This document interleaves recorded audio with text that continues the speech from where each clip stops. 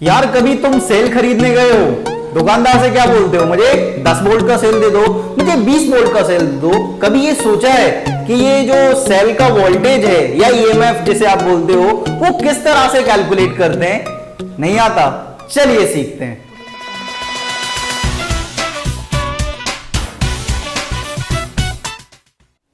Electrochemistry में कई सारी कहानी अपन ने सीख ली हैं, ठीक है। इलेक्ट्रोलाइसिस के बारे में पढ़ लिया है, आयनिक कंडक्टेंस वाला पार्ट अपन खत्म कर चुके हैं। अब जो नेक्स्ट है हमारे पास वो है कि इलेक्ट्रोड पोटेंशियल क्या होता है, और जो इलेक्ट्रोड पोटेंशियल होता है वो किस तरह से आप कैलकुलेट करते हो, उन सब की हम बात करने वाले हैं।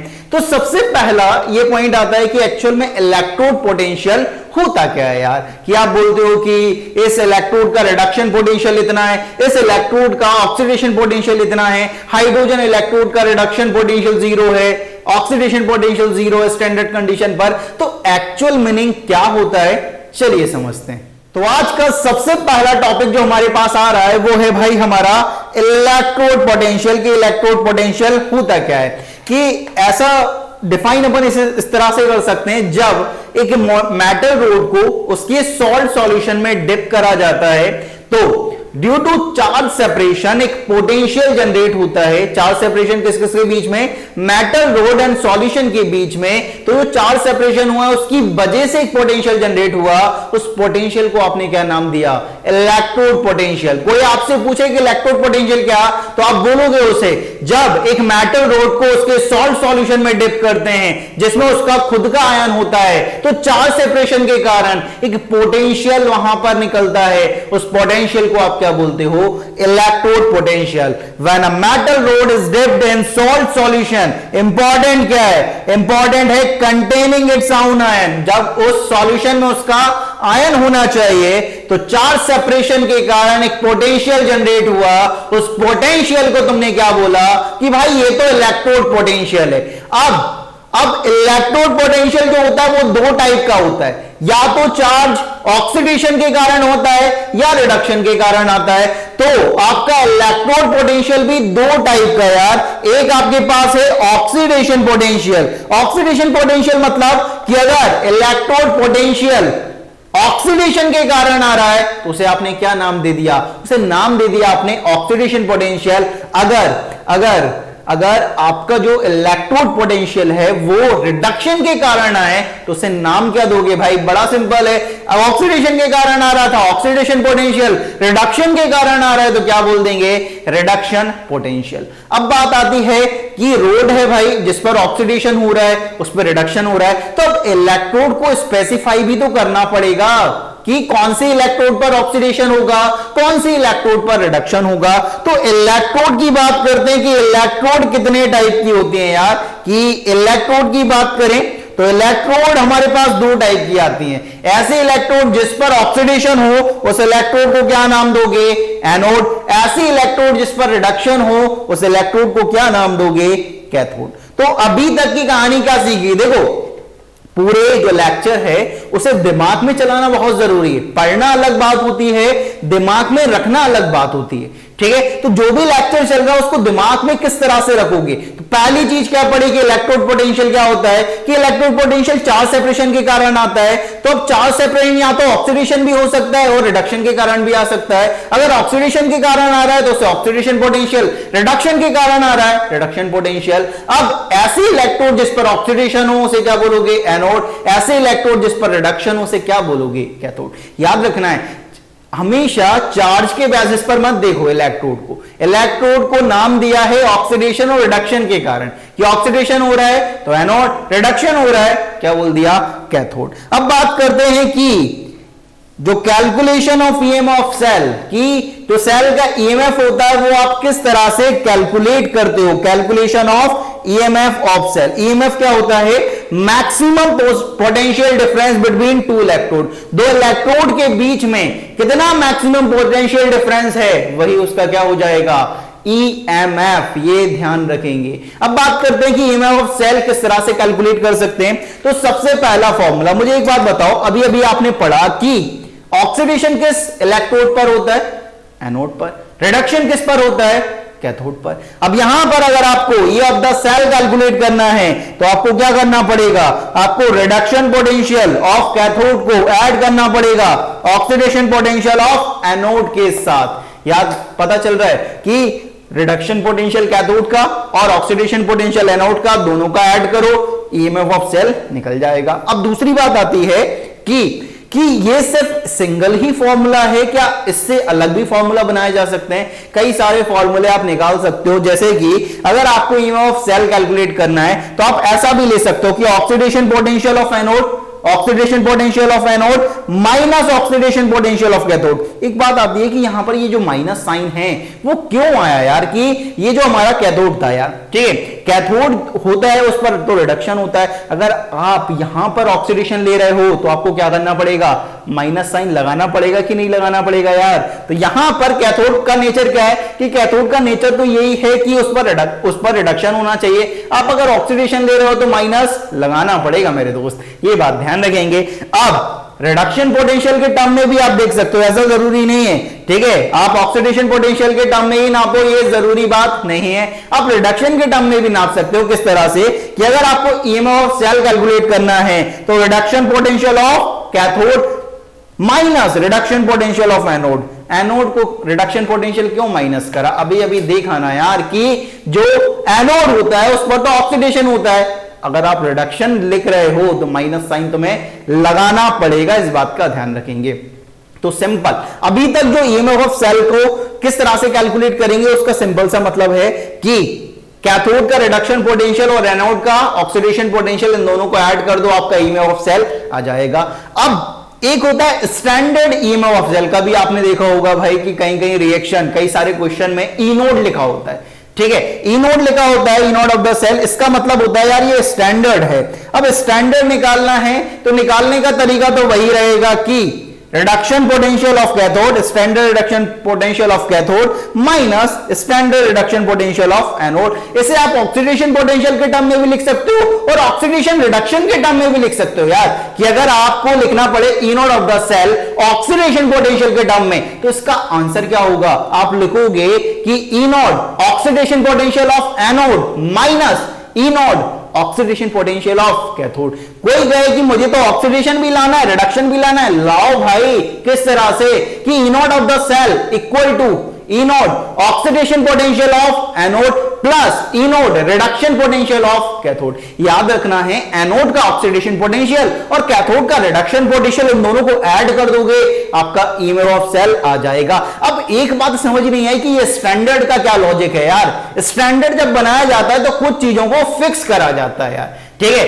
अब कुछ चीजें फिक्स हैं, क्या क्या है, स्टैंडर्ड कंडीशन क्या होती है। स्टैंडर्ड कंडीशन का मतलब है कि आप जब सेल लोगे तो जिसमें आप जो इलेक्ट्रोलाइट यूज करोगे उसकी जो कॉन्सेंट्रेशन होनी चाहिए, उसकी जो कॉन्सेंट्रेशन होनी चाहिए वो 1 मोलर होनी चाहिए यार। यहां पर कुछ चीजें फिक्स करी हैं स्टैंडर्ड में, क्या कि कॉन्सेंट्रेशन जो होनी चाहिए इलेक्ट्रोलाइट की वो 1 मोलर होनी चाहिए और जो प्रेशर होना चाहिए वो कितना होना चाहिए, 1 बार होना चाहिए, और जो टेम्परेचर लिया जाता है वो 298 केल्विन। कई बार आपको अच्छी बुक जब पढ़ोगे तो उसमें ऐसा लिखा हुआ है कि 298 केल्विन टेम्परेचर फिक्स नहीं है यार, ठीक है, लेकिन एनसीईआरटी में हमारा 298 केल्विन लिख के रखा हुआ है। लेकिन जब आप दूसरी बुक पढ़ते हो तो आपको पता चलता है कि यहां पर टेम्परेचर यूजुअली कांस्टेंट लिया जाता है, 298 केल्विन फिक्स नहीं है, इस बात का ध्यान रखें। लेकिन अभी बोर्ड के अकॉर्डिंग अगर बात करें तो हमारा टेम्परेचर कितना होगा, 298 केल्विन हो जाएगा। तो कुछ कंडीशन यहां पर ली गई है, क्या कि कॉन्सेंट्रेशन 1 मोलर ले लो,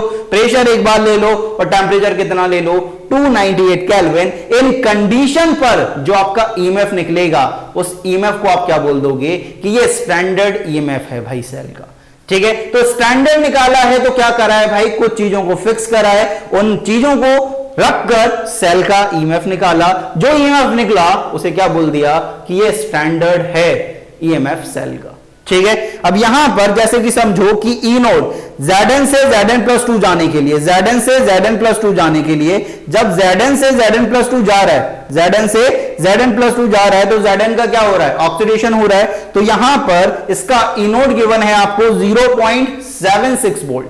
0.76 वोल्ट का एक्चुअल मतलब क्या है कि ये स्टैंडर्ड ऑक्सीडेशन पोटेंशियल है, कि अगर जिंक को Zn+2 में जाना है तो आपको कितना वोल्ट देना पड़ेगा, आपको देना पड़ेगा 0.76 वोल्ट। कोई उल्टा सोचे यार इसका किस तरह से कि ई नोड Zn+2 से Zn जाना है, किसी को क्या करना है, Zn+2 से Zn को जाना है भाई। तो यहां पर जो ऑक्सीडेशन पोटेंशियल होगा उसका माइनस कर दोगे तो यहां पर आ जाएगा माइनस 0.76 वोल्ट। ये क्या होगा, ये स्टैंडर्ड रिडक्शन पोटेंशियल होगा Zn+2 से Zn जाने के लिए।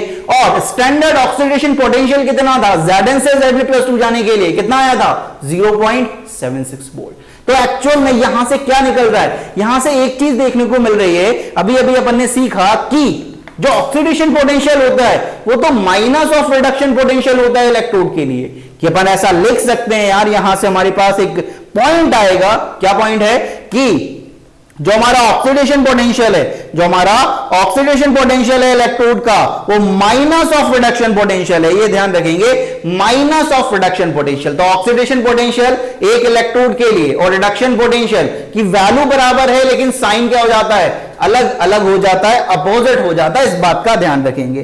तो ईएमएफ ऑफ सेल किस तरह से कैलकुलेट कर सकते हैं, कुछ नहीं है भाई कि ऑक्सीडेशन पोटेंशियल ऑफ एनोड और रिडक्शन पोटेंशियल ऑफ कैथोड, इन दोनों को ऐड करो। दोनों ऑक्सीडेशन भी ले सकते हो, दोनों रिडक्शन भी ले सकते हो, लेकिन साइन का आपको ध्यान रखना पड़ेगा। अगर एनोड का रिडक्शन पोटेंशियल ले रहे हो तो माइनस लगा दो, और कैथोड का ऑक्सीडेशन पोटेंशियल ले रहे हो तब भी माइनस लगेगा, क्योंकि कैथोड पर रिडक्शन और एनोड पर हमेशा ऑक्सीडेशन होगा। इस बात को ध्यान में रखेंगे। तो इस तरह से अपन ईएमएफ ऑफ सेल कैलकुलेट कर सकते हैं। अब बात आती है कि बाबा जी आपने शुरू में बताया था कि सेल का ईएमएफ किस तरह से कैलकुलेट करते हैं, उसकी बात करते हैं कि इलेक्ट्रोड पोटेंशियल जैसा लिखा जाता है ना कि ये सेल 5 वोल्ट का है, ये सेल 10 वोल्ट का है, ये सेल 20 वोल्ट का है, तो वो किस तरह से लिखा गया यार, किस तरह से बनाया गया, उसकी बात करते हैं। तो नेक्स्ट जो टॉपिक है आपके पास वो है मेजरमेंट ऑफ इलेक्ट्रोड पोटेंशियल, कि इलेक्ट्रोड का जो पोटेंशियल होता है, जो रिडक्शन पोटेंशियल आपने अभी लिखा, ठीक है, ऑक्सीडेशन पोटेंशियल देखा आपने कि Zn से Zn+2 जाने के लिए 0.76 वोल्ट चाहिए, या Zn+2 से Zn जाने के लिए माइनस 0.76 वोल्ट चाहिए। तो ये जो पोटेंशियल आया है, जो वोल्ट आया है, वो किस तरह से निकला है, उसकी बात करते हैं। तो मेजरमेंट ऑफ इलेक्ट्रोड पोटेंशियल, किसी भी इलेक्ट्रोड का हम पोटेंशियल किस तरह से मेजर करते हैं, उन सब की बात करेंगे। कि एक सिंगल इलेक्ट्रोड का इलेक्ट्रोड पोटेंशियल निकालना पॉसिबल नहीं है यार, ठीक है। तो हम कुछ रेफरेंस इलेक्ट्रोड लेते हैं, जैसे कि हमारी प्राइमरी रेफरेंस इलेक्ट्रोड। पॉइंट क्या आया है कि एक सिंगल इलेक्ट्रोड का आप कभी भी इलेक्ट्रोड पोटेंशियल फाइंड नहीं कर सकते हो। तो उस केस में आप क्या करोगे, कुछ रेफरेंस इलेक्ट्रोड लोगे, जैसे कि आपकी प्राइमरी रेफरेंस इलेक्ट्रोड। क्या बात आती है कि प्राइमरी रेफरेंस इलेक्ट्रोड क्या होती हैं, हाइड्रोजन इलेक्ट्रोड को आप प्राइमरी रेफरेंस इलेक्ट्रोड की तरह यूज करते हो, और स्टैंडर्ड कंडीशन में हाइड्रोजन इलेक्ट्रोड को कुछ इस तरह से बनाया जाता है। किस तरह से बनाया जाता है, बनाना बड़ा आसान है। आप क्या लो, एक बीकर ले लो, बीकर लेके रखा हुआ है। अब यहां पर क्या होता है, गैस है यार, गैस की आप क्या कर सकते हो, इलेक्ट्रोड तो बना नहीं सकते हो, तो आप यहां से एक पाइप लेते हो यार, यहां से क्या करते हो, एक पाइप लेते हो, इस तरह का एक पाइप लिया, ठीक है। अब यहां पर आप क्या करते हो, एक लेते हो मेटल ब्लॉक, एक क्या करते हो, मेटल ब्लॉक लेते हो, जैसे प्लेटिनम ब्लॉक जो इनर्ट हो मेनली, ठीक है, उसे एक वायर से कनेक्ट कर देते हो, और यहां पर इस सॉल्यूशन में, यहां पर आप एक सॉल्यूशन भरते हो, जिसमें जो H+ आयन की जो कॉन्सेंट्रेशन होनी चाहिए, यहां पर जो H+ आयन की कॉन्सेंट्रेशन होनी चाहिए वो कितनी होनी चाहिए, 1 मोलर। स्टैंडर्ड बना रहे हो यार, स्टैंडर्ड बना रहे हो तो इलेक्ट्रोलाइटिक की जो कंडीशन होगी, जो कॉन्सेंट्रेशन है वो कितनी होनी चाहिए, 1 मोलर होनी चाहिए। अब यहां से आप क्या करते हो, इस पाइप के थ्रू आप हाइड्रोजन गैस को पास करते हो। हाइड्रोजन गैस को क्या करते हो, पास करते हो, कितने प्रेशर पर, 1 बार के प्रेशर पर, 1 बार के प्रेशर पर आप क्या कर रहे हो, इसे फ्लो करवा रहे हो। यहां से आप क्या कर रहे हो, इस ट्यूब में क्या कर रहे हो, यहां से हाइड्रोजन गैस को पास कर रहे हो 1 बार के प्रेशर पर। अब गैस है तो इलेक्ट्रोड बना नहीं सकते, तो अपन करेंगे सरफेस केमिस्ट्री की एप्लीकेशन का यूज, कि सरफेस केमिस्ट्री तो पढ़ी है, तो अपन ने क्या करेंगे, वहां पर प्लैटिनम ब्लॉक पर हाइड्रोजन गैस को एड्सॉर्ब कराएंगे। एब्जॉर्प्शन अलग है, एड्सॉर्प्शन अलग है, इस बात का ध्यान रखें। अपन एड्सॉर्प्शन करवा रहे हैं, डी वाला, बी वाला नहीं, डी वाला करा रहे हैं, ठीक है। तो अब यहां पर एक बात और है कि स्टैंडर्ड बना रहे हैं तो टेम्परेचर कितना कर दिया भाई, 298 केल्विन। लेकिन मैं पहले जैसे बता चुका हूं कि 298 केल्विन फिक्स नहीं है यार, ठीक है, आप चेंज भी कर सकते हो, इस बात का ध्यान रखेंगे। हाइड्रोजन गैस को पास करिए, हाइड्रोजन गैस इस प्लेटिनम ब्लॉक पर, ये क्या है हमारे पास, प्लेटिनम ब्लॉक है, इस प्लेटिनम ब्लॉक पर आकर क्या हो जाएगी, एड्सॉर्ब हो जाएगी। तो ये हमारी हाइड्रोजन इलेक्ट्रोड हो गई है तैयार। अब यहां पर ये हाइड्रोजन इलेक्ट्रोड अगर एनोड की तरह काम करेगा, अगर ये एनोड की तरह काम करेगा तो इस पर ऑक्सीडेशन होना चाहिए। अगर ऑक्सीडेशन होगा तो क्या होगा, जो H2 गैस है वो 2H प्लस देगी और 2 इलेक्ट्रॉन को क्या करेगी, लूज कर देगी, क्योंकि oxidation is loss of electron. और कैथोड की तरह एक्ट करेगा तो इसको रिडक्शन होना चाहिए। तो यहां पर जो सॉल्यूशन में H प्लस आयन प्रेजेंट है वो इलेक्ट्रॉन को गेन करेंगे और हाइड्रोजन गैस में क्या हो जाएंगे, रिड्यूस हो जाएंगे, इस बात का ध्यान रखेंगे। तो यहां पर हमारे को देखने को मिल रहा है कि यहां पर कैथोड पर रिडक्शन हो रहा है और एनोड पर क्या हो रहा है, हमारा ऑक्सीडेशन हो रहा है। तो एक बात ध्यान रखेंगे कि यहां पर जो प्लैटिनम ब्लॉक या मेटल ब्लॉक यहां पर रखा गया है वो क्या कर रहा है, एड्सॉर्प्शन कर रहा है हाइड्रोजन गैस का, ठीक है। और सबसे इंपॉर्टेंट बात, ठीक है, सबसे इंपॉर्टेंट बात आपके लिए क्या है कि standard oxidation potential and standard reduction potential of hydrogen electrode कितना माना हुआ है, 0 माना हुआ है। कि standard oxidation potential and standard reduction potential of hydrogen electrode is assume to be 0। Assume करा गया है कि उसका रिडक्शन पोटेंशियल स्टैंडर्ड और स्टैंडर्ड ऑक्सीडेशन पोटेंशियल कितना है भाई, 0 है। तो हाइड्रोजन इलेक्ट्रोड देख लिया, उसका रिडक्शन पोटेंशियल और ऑक्सीडेशन पोटेंशियल कितना माना हुआ है, 0 माना हुआ है, इस बात का ध्यान रखेंगे। कि अब बात आती है कि इलेक्ट्रोड पोटेंशियल आप किस तरह से कैलकुलेट करने वाले हो। तो आप क्या करोगे, बड़ा आसान है, ठीक है, बड़ा आसान है। इसे पढ़ने के तरीके से नहीं देखो, ठीक है, कुछ सीखने की तरीके से देखो। क्या करो कि आपके पास हाइड्रोजन इलेक्ट्रोड आ गया, ठीक है, आपने तैयार कर लिया है भाई कि आपने एक पाइप लिया, वहां से हाइड्रोजन गैस को पास कर रहे हो, एक बार के प्रेशर पर यहां पर प्लैटिनम ब्लॉक रखा हुआ है। प्लैटिनम ब्लॉक क्या कर रहा है, जो हाइड्रोजन गैस आ रही है उसे एब्सॉर्ब कर रहा है। प्लैटिनम ब्लॉक से एक वायर निकाल दिया, ठीक है।